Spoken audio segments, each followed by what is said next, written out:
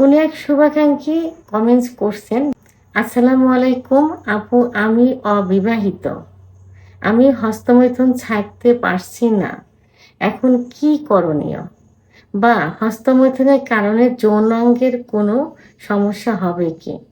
অর্থাৎ যৌন লিঙ্গের কোনো সমস্যা হবে কি? এমন কমেন্টসটা আসছে।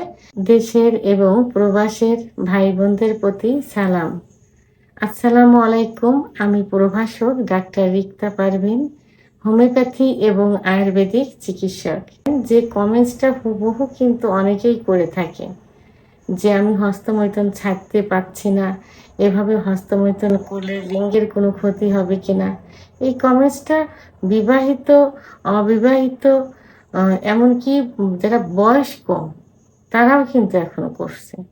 তো তাদের মধ্যে থেকে আজকে যে শুভাকাঙ্ক্ষী করেছেন ইনার কমেন্টস দিয়ে সবাইকে আমি অ্যান্সার করব, যাতে সবাই বুঝতে পারে, জানতে পারে। ধন্যবাদ ভাইয়া সুন্দর একটা কমেন্টস করার জন্য।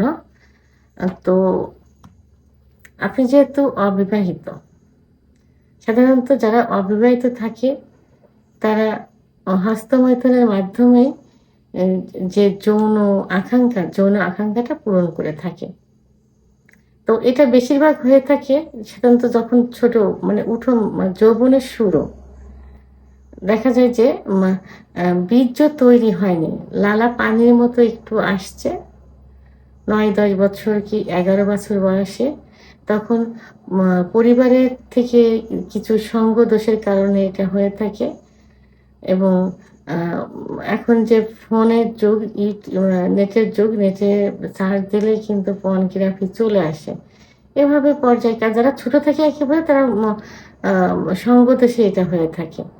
আবার কখনো দেখা যায় যে লিঙ্গে একটু চুলকাচ্ছে, সেখান থেকে একটু পানি আসছে, একটু শুক লাগছে, সেখান থেকে শুরু হয়।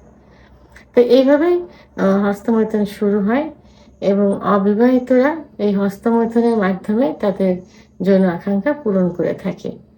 তো প্রথমে আমি বলবো যে হস্তমৈথুন ইসলামের দৃষ্টিতে সম্পূর্ণ নিষিদ্ধ এবং কবিরা গুনাহ। কিন্তু মেডিকেল সায়েন্স অনুযায়ী মাসে ২ থেকে ৩ বার হস্তমৈথুন করা যায়।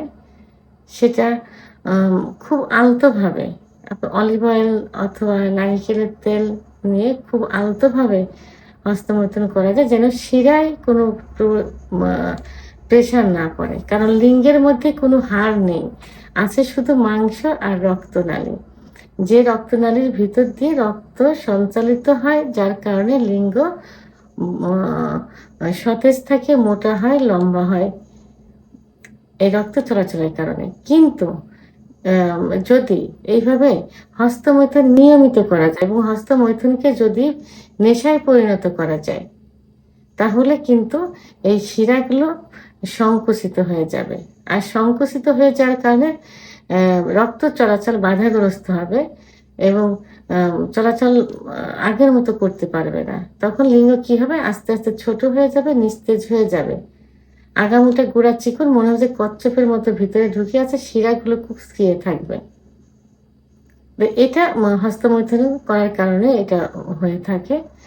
আর এই হস্তমৈথুন যখন নেশায় পরিণত হয়ে যায়, তখন কিন্তু কোনোভাবেই ছাড়া সম্ভব না। তো এর জন্য কি করতে হবে? অবশ্যই নিজেকে কন্ট্রোল করতে হবে। যদি মুসলমান হয়ে থাকেন, মুসলিম রীতিনীতিগুলো মেনে চলতে হবে। ৫ ওয়াক্ত নামাজ পড়ার চেষ্টা করতে হবে, পাক পবিত্র অবস্থায় থাকতে হবে।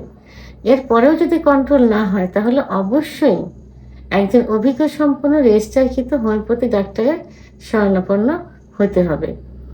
কারণ একমাত্র হোমিওপ্যাথি চিকিৎসার মাধ্যমেই কিন্তু এই হস্তমৈথুনের নেশা কাটানো সম্ভব। তাহলে এইটা করতে হবে। এবং পরবর্তীতে আরেক যে প্রশ্নটা আসছে যে যৌন লিঙ্গের কোনো সমস্যা হবে কিনা, আমি যে কথাগুলো বললাম